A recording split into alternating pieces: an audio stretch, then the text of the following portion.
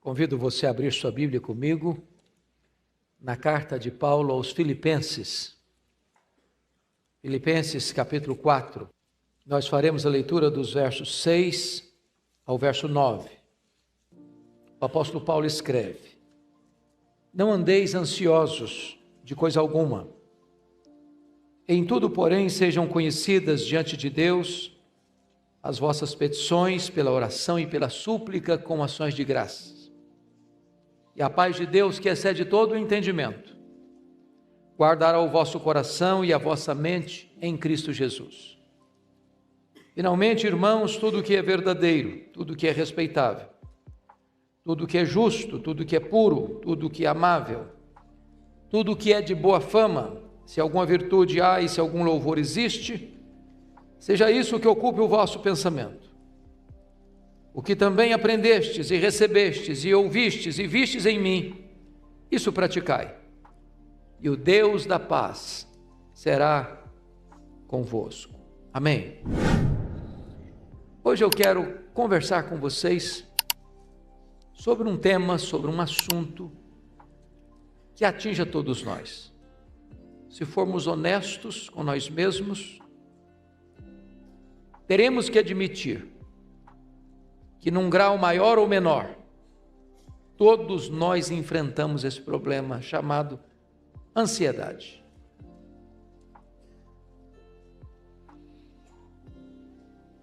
Segundo a Organização Mundial de Saúde, mais de 50% das pessoas que passam pelos hospitais são vítimas dos chamados problemas e doenças psicossomáticas. Os problemas da vida vão grudando em nós e nós vamos somatizando isso. E muitas vezes nós ficamos extremamente ansiosos, a ponto de um dos mais expoentes representantes da psicologia, Rollo May, afirmar que a ansiedade é o mais urgente e o mais grave problema da nossa geração. A ansiedade é democrática, ela atinge a todos, até as crianças. É curioso como nós estamos vivendo hoje a geração de crianças ansiosas. Também puderas, né? Também puderas. As crianças são expostas hoje a imagens de violência, a desenhos animados de feitiçaria, de coisa pesada. Alguém já brincou que se você tiver coragem de assistir todos os desenhos da televisão brasileira, de noite você não dorme com a luz apagada. A meninada está estressada. E é curioso que há pouco tempo, lá em Vitória, eu cheguei um dia, e eu gosto de brincar com as crianças, e tinha uma menina brincando assim, bem distraída, e eu me aproximei dela com muito jeitinho e disse assim: filha, que vidona, hein? Ela olhou brava para mim e disse: o senhor é que pensa.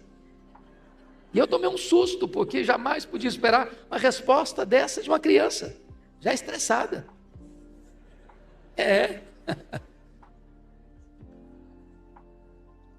Mas a ansiedade atinge os nossos adolescentes. É uma briga com o espelho, as espinhas no rosto, a pressão da família em relação a vestibular, a Enem, resultados. A ansiedade atinge os nossos jovens, vivendo o problema aí, caso ou não caso, com quem caso, quando caso, o que é que eu vou fazer da minha vida? Consegui tirar o diploma, mas cadê o emprego? É um problema. A ansiedade atinge os casais, os casados, né? A pressão da estabilidade financeira, a pressão da garantia no emprego, problema do estudo dos filhos. Hoje a educação virou uma indústria cara, caríssima. Namoro dos filhos, o medo de perder o emprego já na meia idade. O que é que eu vou fazer? A ansiedade atinge os idosos, medo de doença, medo de solidão, medo em relação aos filhos, aos netos. E eu vou fazer uma perguntinha para você agora. Qual foi a última vez que você viu uma pessoa ansiosa?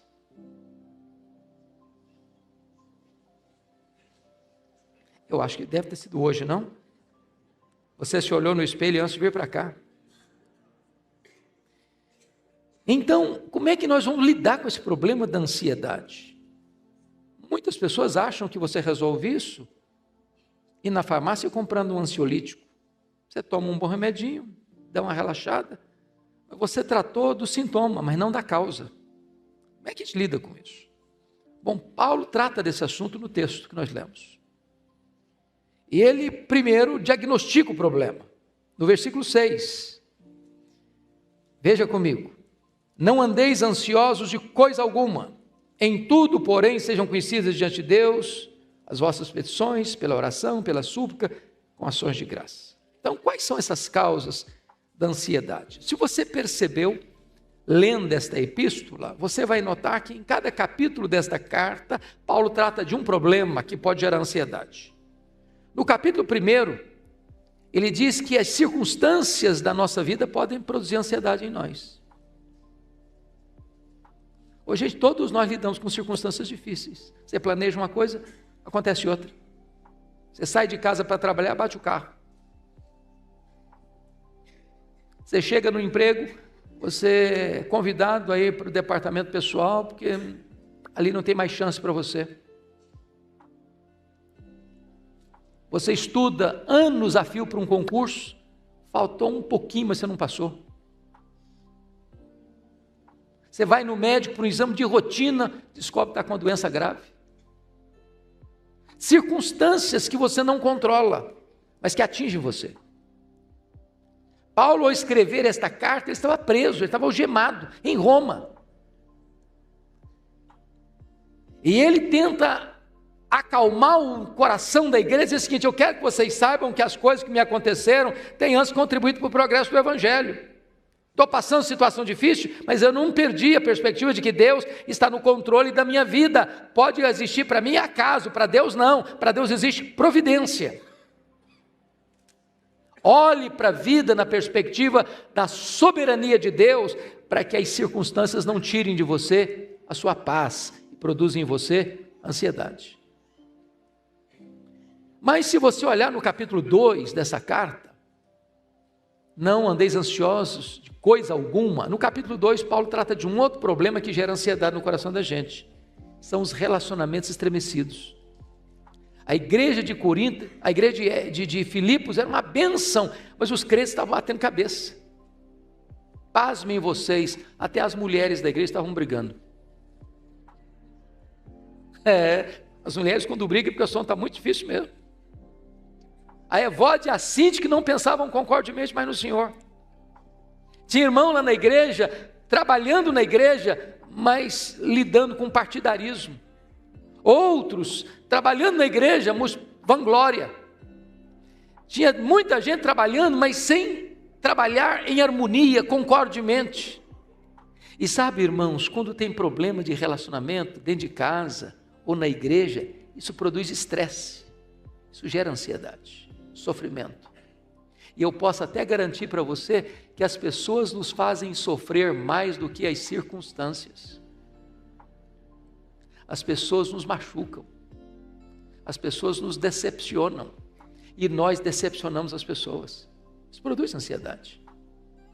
Quando Paulo vai para o capítulo 3, ele fala de um outro assunto que gera ansiedade. Lá no capítulo 3, versículo 19, ele diz que existem algumas pessoas que só se preocupam com coisas terrenas. Meus amados irmãos, vamos pensar bem nisso aqui. Vocês acham que dinheiro tem sido motivo de estresse hoje? Tem? Às vezes você fica ansioso por causa de dinheiro também? É curioso como a nossa geração mudou o padrão. Por isso tanta ansiedade. Por exemplo, na década de 50, nós consumíamos 5 vezes menos do que consumimos hoje. E não estamos mais felizes por isso. O luxo do ontem tornou-se necessidade do hoje. Pega o universo infantil, por exemplo. Quem tem a minha idade aqui, a não ser que tenha nascido num berço de ouro, se lembra que você, quando era criança, tinha um brinquedo. E às vezes que você mesmo fez, não tinha dinheiro para comprar. Você está frustrado por causa disso? Está complexado por causa disso? Tá, não. Hoje, quando a criança nasce, ela tem mais brinquedo que ela consegue brincar a vida inteira. Mas compramos mais. Nós entramos num mundo de consumismo inveterado. Nos endividamos por isso. Compramos com leves 10 suaves prestações que vão vencer e você vai ter que pagar.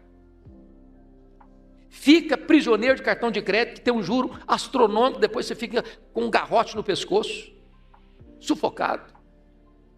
Mas a compulsão da compra, as placas do comércio tão convidativas, leva você a comprar o que você não precisa, às vezes até com dinheiro que você não tem, para impressionar a pessoa que você nem conhece. Isso gera o quê? Ansiedade. Agora pense comigo, que quando Paulo está tratando de ansiedade, alguém já disse que a ansiedade é você ser crucificado entre dois ladrões. O ladrão do passado e o ladrão do futuro. O ladrão do passado é o remorso. O ladrão do futuro é a preocupação. Tem gente que está ansiosa hoje porque não resolveu os problemas do ontem. E Paulo lida com isso no capítulo 3 dessa carta, quando ele diz: esquecendo-me das coisas que para trás ficam, prossigo para frente, para o alvo, para a soberana vocação de Deus. Pense quem foi Paulo. Um assassino. Mandou matar muita gente. Tinha muito sangue derramado, e ele tinha as mãos contaminadas de sangue. Se ele não tivesse se apropriado do perdão de Deus, ele tinha que viver num divã, de um psicanalista a vida inteira. Então talvez você precise fazer aí uma faxina no seu passado, quebrar alguns grilhões, romper algumas cadeias, algumas reminiscências amargas. Você que às vezes foi machucado na sua infância, foi abusado sexualmente na sua infância, ou você que sofreu algum bullying na escola e até hoje você carrega traumas e dores na alma, você precisa deixar o passado no passado, para que o passado não seja uma assombração no seu presente. Mas também a ansiedade é você ser crucificado diante de um outro ladrão chamado preocupação. Aí é o problema do amanhã. Você não vive hoje porque você está preocupado com o amanhã. O amanhã nem chegou ainda e você já está ansioso. Então, é muito importante entender aqui algumas coisas. Como é que é a sua vida? Eu li um livro, O Sentido da Vida, do Dr. John Mackay. E esse livro é fenomenal. E John Mackay, neste livro, O Sentido da Vida, conta a história de um personagem, talvez mitológico, Pierre G. de Ibsen. Era um personagem que procurou sentido na vida, felicidade para a vida, fazendo viagens nos lugares mais remotos e mais exóticos do mundo. Depois que ele viajou o mundo inteiro, teve experiências mil, ele retorna para sua casa, retorna para sua região de origem, mas a alma insatisfeita. O coração ainda sem ser preenchido. E ele vai para o quintal, e tem lá um canteiro de cebolas, e ele arranca uma daquelas cebolas, e começa a descascar a cebola. Para cada casca que ele tira, ele dá o nome de uma aventura, de uma viagem, de um passeio, de uma experiência.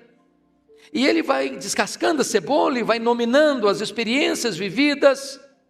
Ao final ele descobriu que aquela cebola só tinha casca. Era tudo que ela tinha. E ele disse: assim foi a minha vida. Só casca. Tem muitas pessoas que estão vazias, porque elas estão buscando sentido naquilo que não tem sentido. Estão ansiosas.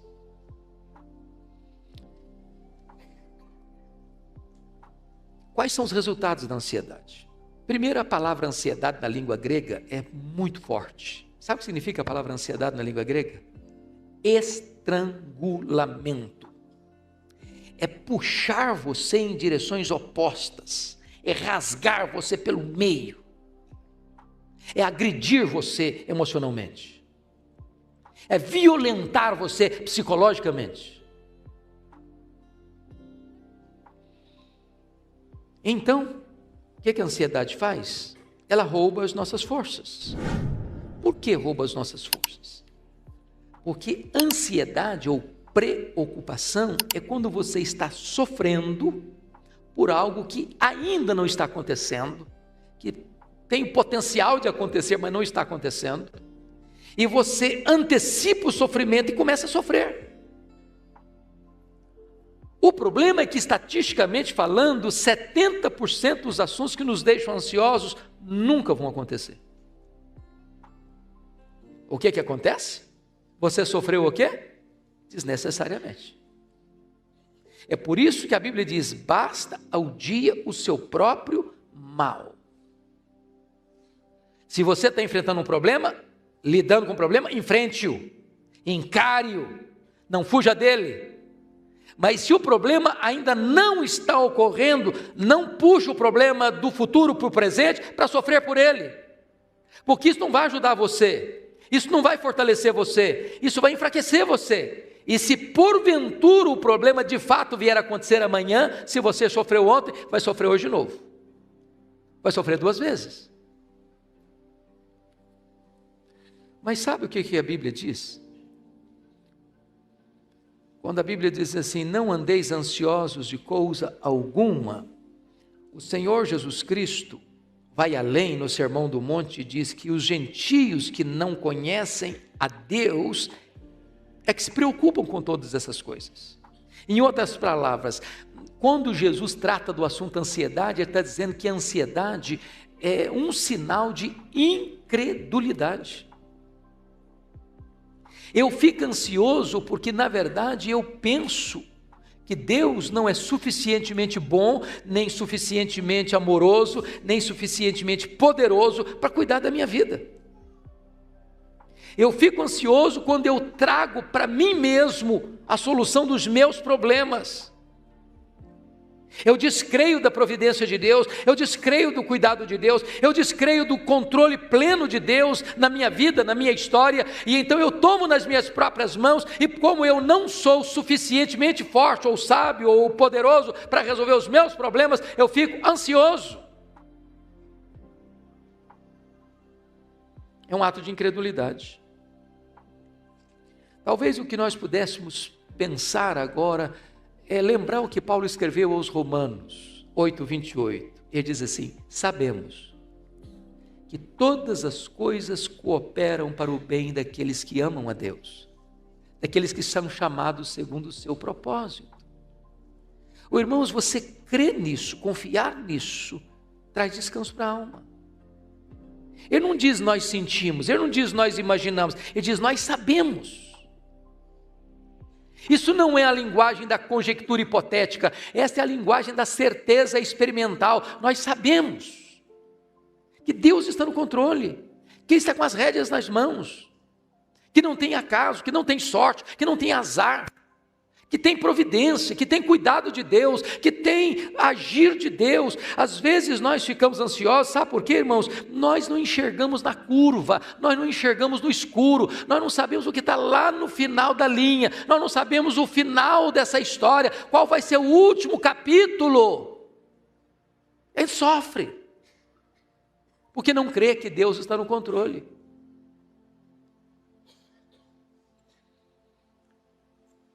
Agora deixa eu dizer uma coisa para você, a ansiedade é inútil. Jesus Cristo perguntou assim lá em Mateus 6:27, qual de vós, por mais ansioso que esteja, pode acrescentar um côvado à sua existência? Um côvado, irmãos, é a distância do cotovelo à ponta do dedão. Dá 45 centímetros. O que ele está dizendo é o seguinte: você não estica a sua vida, nem sequer meio metro, pelo fato de você estar ansioso. É inútil, absolutamente inútil. Você não fica melhor porque está ansioso. Você não fica mais sábio, mais forte, mais poderoso porque está ansioso. A ansiedade, ao contrário, ela drena suas energias. Ela tira o seu foco. Ela desvia sua atenção do Deus que está no controle para o problema. O problema que é maior que você.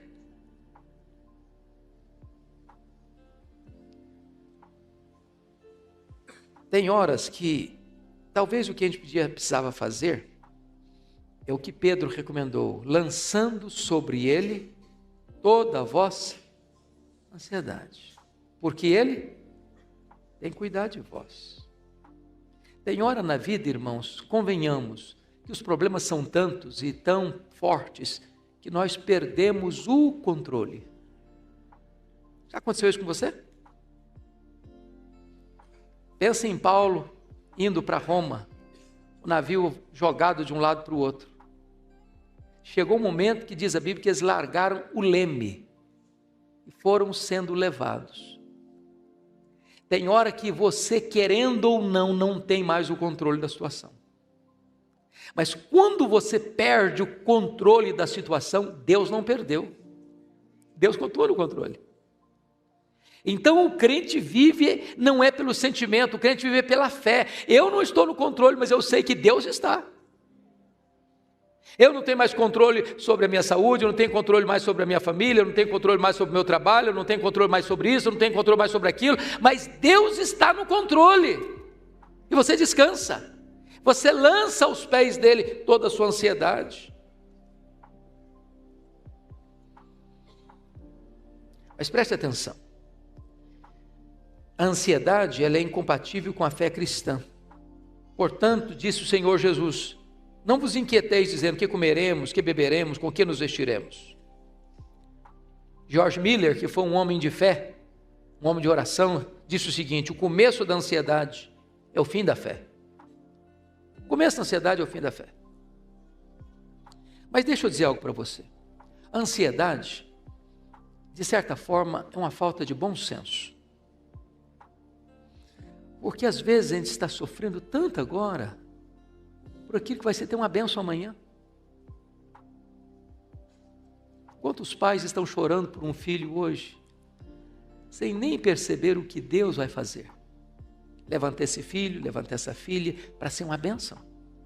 Você está chorando, sofrendo hoje, em vez de estar confiando na providência de Deus.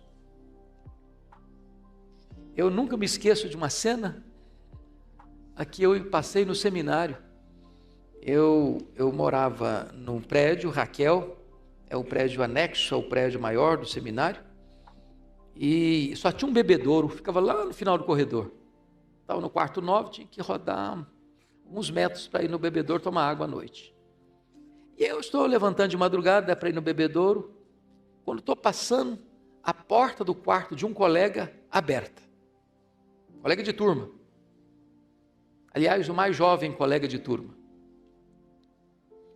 Quando eu olho, ele estava chorando, mas chorando convulsivamente. Eu tomei um susto. Entrei apressadamente e disse, o que é que aconteceu? Morreu alguém na sua família? Ele disse, não, eu estou com medo da minha mãe morrer. Falei, mas em qual hospital que ela está? Qual é o problema dela? Não, ela não está doente, não, só estou com medo dela morrer um dia. Falei, cara, mas deixa a sua mãe viver, ué. Sabe o que aconteceu? Isso tem 40 anos, a mulher está viva até hoje.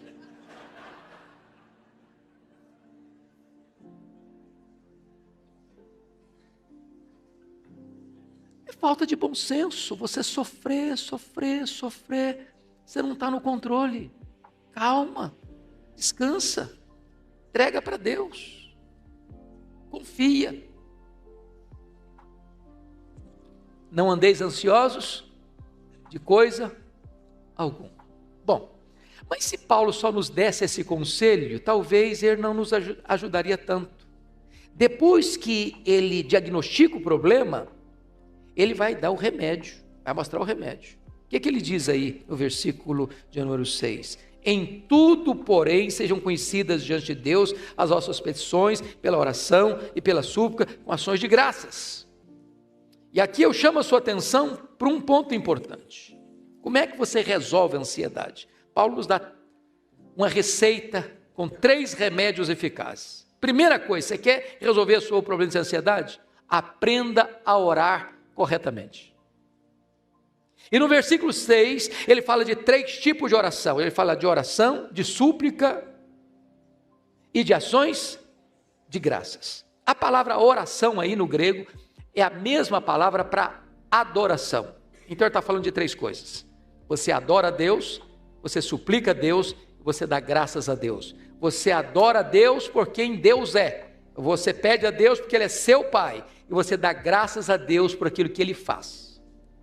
Como é que você resolve o problema de ansiedade? Primeira coisa, você precisa saber quem é o seu Deus. Quem é o seu Deus? Quão grande Ele é? Quão poderoso Ele é? Quão capaz Ele é? Quão suficiente Ele é para cuidar de você?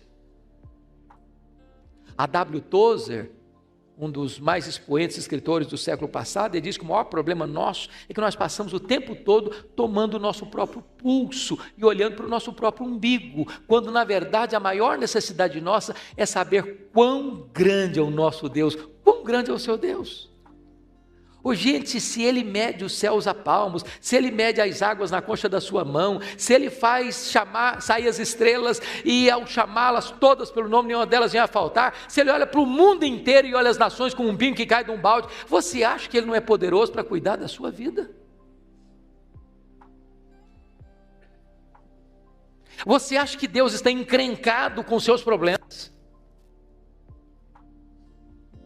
Quando você sabe que o seu Deus é o todo-poderoso Deus, Ele dirige os céus, Ele dirige a terra, Ele controla os anjos, Ele controla os astros, Ele controla o ar, Ele controla o mar, Ele controla os rios, Ele controla o universo, enfim, você acha que Ele não é capaz de cuidar da sua vida? Adore-o, exalte-o. Mas agora você precisa aprender a orar pedindo. Ele é seu Pai? Ele te dá liberdade de pedir a Ele? Você tem livre acesso a Ele? Você pode falar com Ele qualquer hora? Então apresente suas queixas a Ele, suas dores a Ele, suas necessidades a Ele. Você acha que Deus já fez coisas lindas na sua vida? Comece a agradecer, pare de murmurar, pare de reclamar.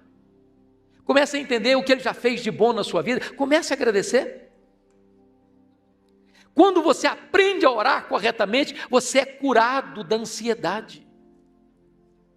Segundo remédio que Paulo dá, olha comigo o versículo 8. Você precisa aprender a orar corretamente, segundo você precisa aprender a pensar corretamente.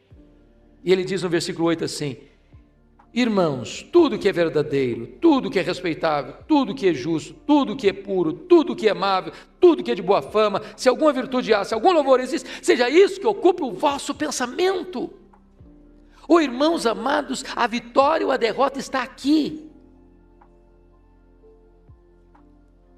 Agora, para você fazer isso, você tem que ler Bíblia, você tem que conhecer as promessas de Deus, você tem que se alimentar das verdades de Deus, você tem que tomar posse das promessas de Deus, vai alimentando a sua mente, vai alimentando o seu coração, das promessas que Deus faz. Sabe por quê? Porque Deus é fiel à sua própria palavra, nenhuma das suas promessas jamais caiu por terra, e quando você vai lendo a Bíblia, vai conhecendo a Bíblia, vai conhecendo a palavra, vai se alimentando das promessas de Deus, isso vai entrando na sua mente, isso vai entrando no seu coração, e você vai pensando biblicamente. Quando a luta chegar, quando o problema vier, quando a prova bater, quando a ansiedade bater a sua porta, você está cercado por uma estratégia divina, por a fortaleza divina que protege a sua mente e o seu coração.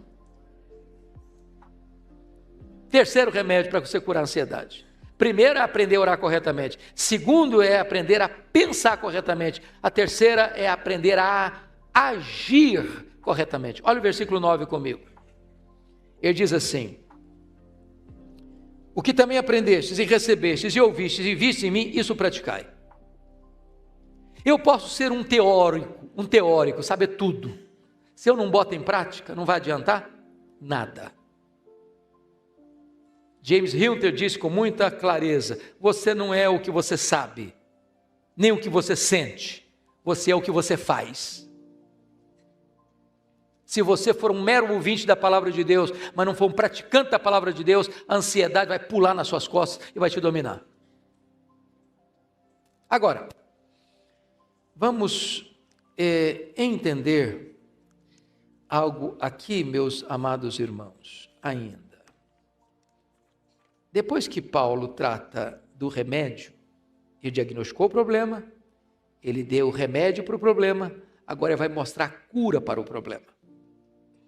Você pode ler o versículo 7, a uma só voz comigo, com voz clara, eloquente, bonita, vamos todos juntos? E a paz de Deus, que excede todo o entendimento, guardará o vosso coração e a vossa mente em Cristo Jesus. Oh, amados irmãos, que coisa preciosa, que há uma substituição da ansiedade pela paz de Deus. Quando eu estou ansioso, eu estou inquieto, eu estou desassossegado, eu estou perturbado, eu estou estrangulado emocionalmente. Aí eu orei, aí eu alimentei minha mente, aí eu pratiquei o que é certo, e aí a ansiedade foi embora, e veio morar no lugar a paz de Deus. É aquela serenidade no meio da tempestade. O problema pode estar lá ainda, mas você está descansando. Davi estava fugindo do seu filho, que queria matá-lo e tomar o trono. E ele fugiu a pé, já velho,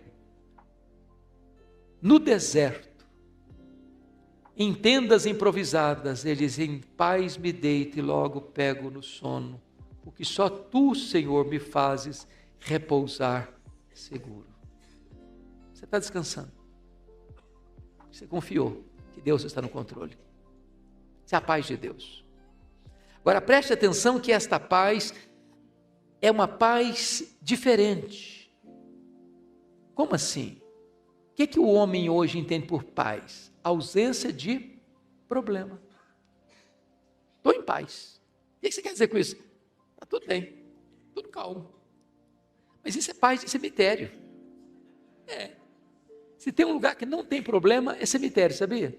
Lá ninguém briga, ninguém nem discute, ninguém é mais orgulhoso que ninguém, ninguém é mais rico do que ninguém. Todo mundo igual, igualzinho.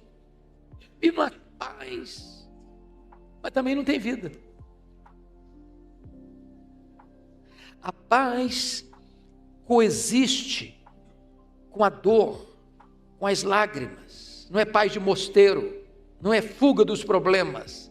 É saber que Deus está no controle da situação. Deixa eu lhes dar 2 exemplos.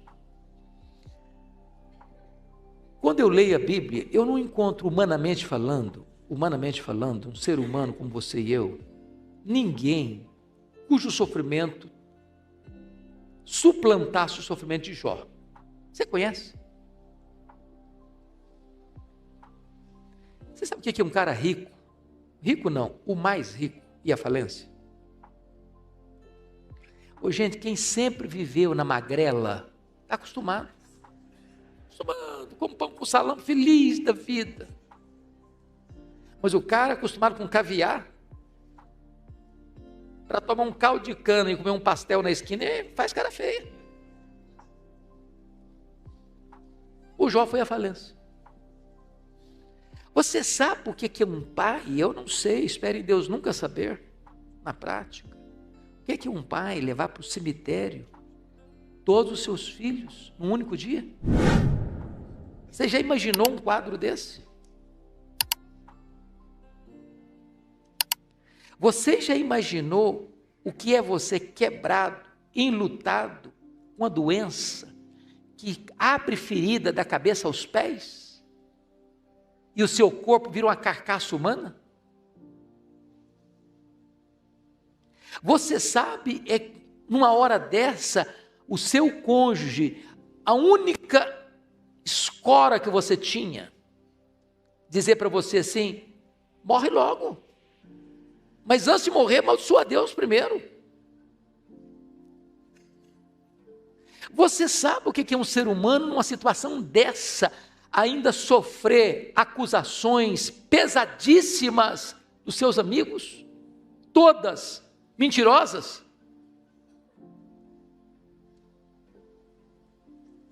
Mas foi esse homem que diz assim: o meu Deus inspira canções de louvor nas noites escuras. A despeito de tudo isso, eu tenho uma convicção que nunca foi abalada na minha alma, é que o meu Redentor vive. Isso é paz no vale. Deixa eu lhes dar um exemplo ou outro. Eu acho que, abra sua Bíblia não sei se vocês têm na sua Bíblia, eu tenho na minha aqui. Essa é a sua Bíblia da Casa Editora Presbiteriana, tem um inário no final. Sua Bíblia tem inário no final? Tem não, né? Alguns de vocês só têm. Deixa eu abrir aqui no hino 108, um dos hinos mais bonitos do nosso inário. Você conhece: se paz a mais doce me deres gozar, se dor a mais forte sofrer, ó seja onde for, tu me fazes saber que feliz com Jesus sempre sou. Sou feliz com Jesus, sou feliz com Jesus, meu Senhor. Aí você diz: esse homem está muito feliz nesse dia que compôs essa música. Que música linda. Mas quem compôs essa música? Quem compôs essa música foi um advogado presbiteriano, convertido a Cristo pelo ministério de Dwight Lyman Moody, um homem muito rico em Chicago. E esse homem, que nasceu em 1828 e morreu em 1888, em 1861, ele casou-se com Ana. Nasceu um filho. E o menino morreu com 4 anos de idade. No dia 9 de outubro de 1871. Em 1873, ele vai para a Europa para encontrar com Moody. E mais tarde, ele enfrenta um grande problema. Um incêndio, ele estava fora de casa. Um incêndio atinge Chicago, destrói muito da cidade de Chicago. Ele estava em Louisiana. Ele recebe a notícia e sai desesperado para casa, com medo de chegar lá e a sua família ter sido destruída pelo incêndio. Louvado seja Deus, a família foi poupada do incêndio, mas grande parte da sua fortuna ficou destruída pelas chamas.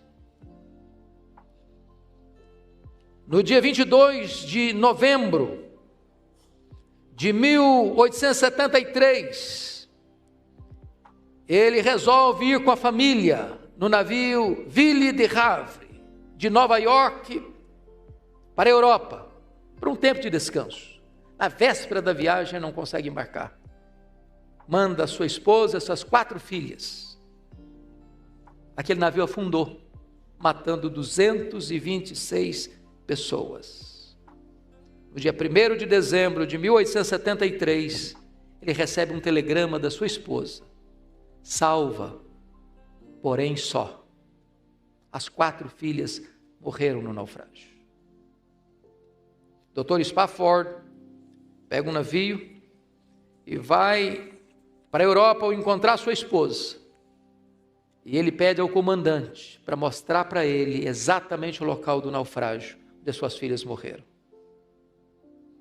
E ele, que nunca tinha composto nenhuma música, escrito nenhuma poesia, quando ele vê o local, o Deus que inspira canções de louvor nas noites escuras, colocou no coração dele esta música: se paz a mais doce me deres sofrer, se dor a mais forte sofrer, ó seja o que for, tu me fazes saber que feliz com Jesus sempre sou.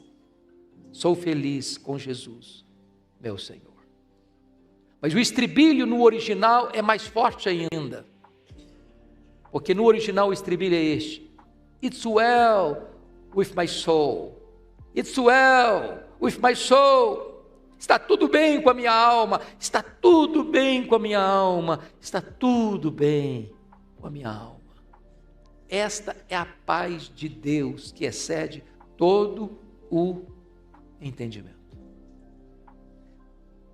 Paulo termina dizendo que a paz de Deus que excede todo o entendimento guardará o vosso coração e a vossa mente em Cristo Jesus. E a palavra guardará aqui no grego é colocar sentinela, colocar uma soldadesca. Quando você ora, quando você pensa, quando você age, então a paz de Deus vem e guarda a sua cabeça e guarda o seu coração. Faz sentinela na sua razão e na sua emoção. E então quando a ansiedade tenta entrar, não consegue mais, porque a cidadela da sua mente e do seu coração estão guardados pela paz de Deus. O que é que você e eu vamos fazer com a ansiedade?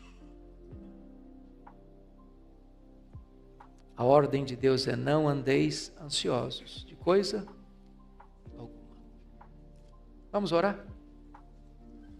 Você precisa de tratar disso no seu coração? Se você e eu não somos o que nós sentimos ou falamos, mas somos o que nós fazemos, eu quero então agora recomendar a você de forma prática. Eu não sei se você tem vida devocional. Nós estamos correndo demais, não estamos? Às vezes você está ocupado demais para se ocupar com Deus. Talvez uma coisa prática, tire 10 minutos pelo menos. Você abrir sua Bíblia, você curvar o seu joelho, você falar com Deus. Em vez de você ficar reclamando, murmurando, fale com Deus. Em vez de você alimentar a sua mente com todos os noticiários trágicos, com todas as notícias ruins e os fake news da vida, gaste um pouco mais de tempo memorizando a sua Bíblia, decorando alguns versículos da Bíblia, se apropriando das promessas de Deus. Em vez de você ser apenas um teórico ouvinte, comece a botar em prática o que você conhece da palavra de Deus. Vai acontecer um milagre na sua vida. A ansiedade vai embora e a paz de Deus vai entrar, vai guardar a sua cabeça e o seu coração. Vamos ficar em pé. Pastor Arival, o senhor ora por nós, por favor?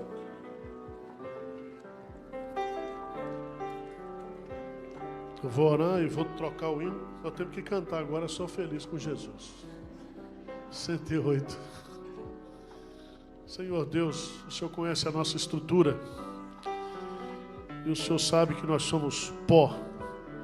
Nós somos frágeis. Mas a Tua palavra nos diz, e nós cremos nesta noite, que tudo podemos naquele que nos fortalece.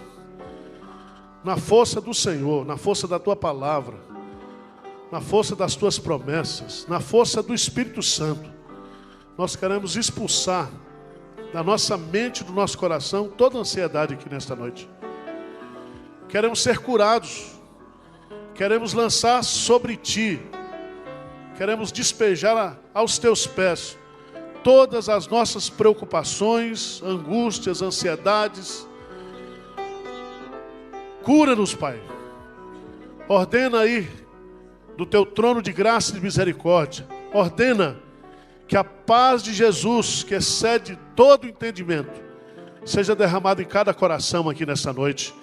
Que cada mente possa experimentar a paz celestial. Que nós possamos voltar para casa desfrutando dessa paz. Que possamos deitar hoje à noite, pegar logo no sono, porque só Tu fazes-nos descansar com segurança. Pai, nós não queremos ausência de problemas. Nós queremos graça para enfrentar os problemas. Porque quando nós estamos fracos, aí é que nós somos fortes. O Teu poder se aperfeiçoa na nossa fraqueza. Então, guarda o Teu povo nesta noite. Consola o Teu povo. Anima o Teu povo. Fortalece o Teu povo.